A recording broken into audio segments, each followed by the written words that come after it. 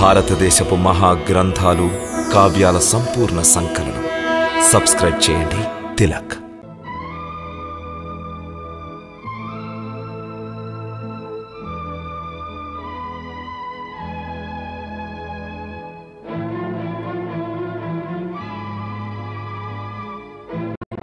రాజా, తమరు నన్నిక్కడికి ఏ కారణంగా పిలిపించారు? తమను కొంచెం పరామర్శించాలి. గురువులను పరామర్శించాలంటే రాజే స్వయంగా గురువుల ద్వారం చెంతకు వెళ్ళి తీరాలి. గురువులను తమ ద్వారం చెంతకు రప్పించటం మర్యాద, శిష్టాచారం వీటికి విరుద్ధం. తమ మాటలకు అర్థం రాజు తమ రాజగురువుని ఎప్పుడూ తమ రాజమందిరానికి పిలిపించకూడదా? పిలిపించవచ్చు, మిక్కిలి అత్యవసర పరిస్థితి వస్తే. అంటే రాజు ఏదైనా యజ్ఞం చేయాలనుకున్నా, ఏదైనా గొప్ప ధర్మం చేయాలని నిశ్చయించుకున్నా గురువును పిలిపించాలి.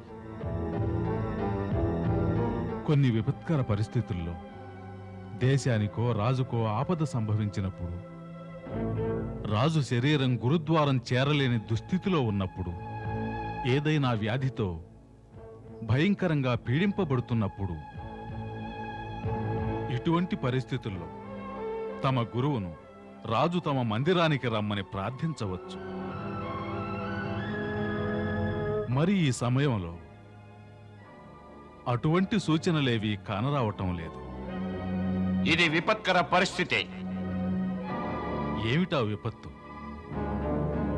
తమరు గోకులం వెళ్ళి ఏ బాలకుడికైనా నామకరణం చేశారా?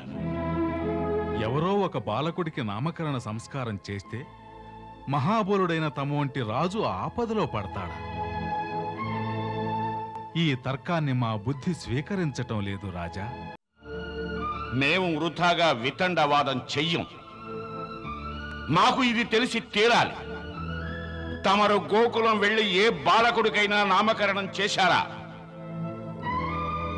చేసినట్టయితే బాలకుడు ఎవరు? ఎవరి పుత్రుడు? ఎందుకు నామకరణ సంస్కారం చేశారు? ఎవరి ఆజ్ఞతో ఈ పని చేశారు?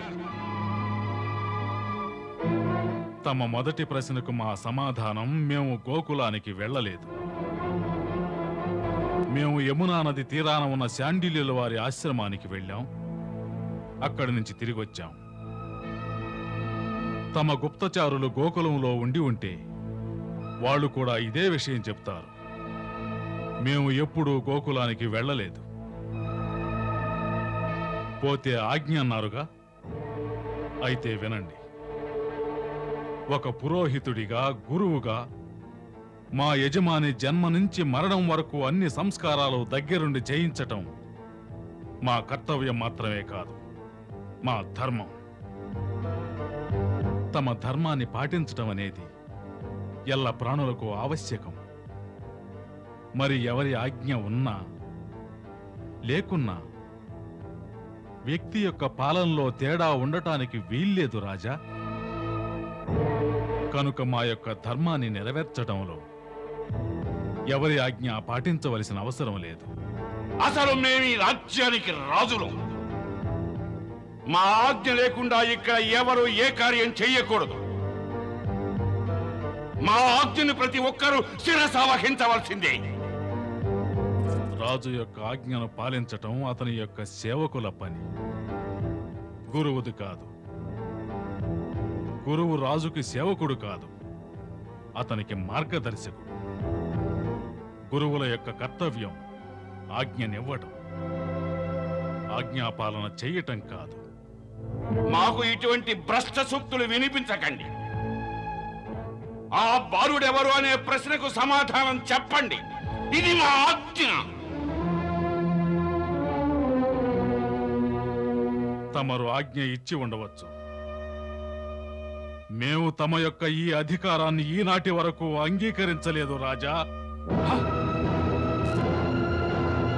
మరిచిపోవద్దు, రాజాజ్ఞను పాలించని వారికి శిక్ష పడుతుంది తెలుసా? శిక్షించాలంటే న్యాయం, సదాచారాల యొక్క శక్తి కావాలి. శక్తి శక్తి రాజు యొక్క ఖడ్గంలో ఉంది.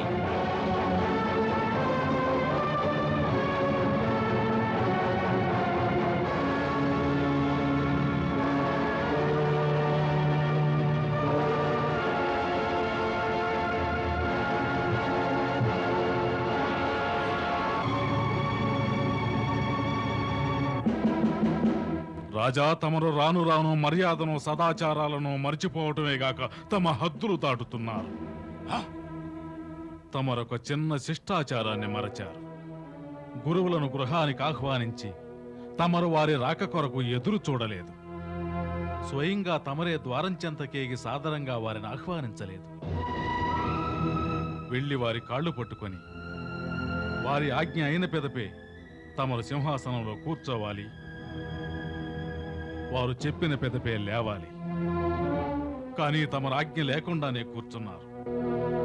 ఎప్పుడైతే తమరు మధుర రాజ్యం యొక్క రాజమోకటాన్ని ధరించారో ఆనాటి నుంచి తమకు ఏ గురువు దగ్గర కూడా రాజనీతి శాస్త్రానికి సంబంధించి శిక్షణ పొందే సమయం దొరకలేదు.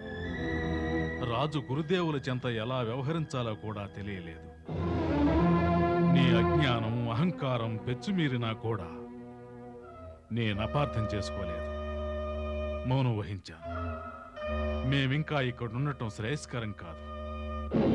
ఎందుకంటే తమ ఖడ్గం యొక్క క్రూర ప్రదర్శన జరిగిన తరువాత ఒకటి సంభవిస్తుంది. మా నిగ్రహం లోపిస్తుంది, మాకు ఆగ్రహం కలుగుతుంది. దానికి ముందే తమ సమస్త దుష్టాచారాలను క్షమించి వేస్తున్నాం, తమను ఆశీర్వదిస్తున్నాం. భగవంతుడు తమకు సద్బుద్ధినిచ్చుగాక, ఆనాడే శుభం కలుగునుగాక.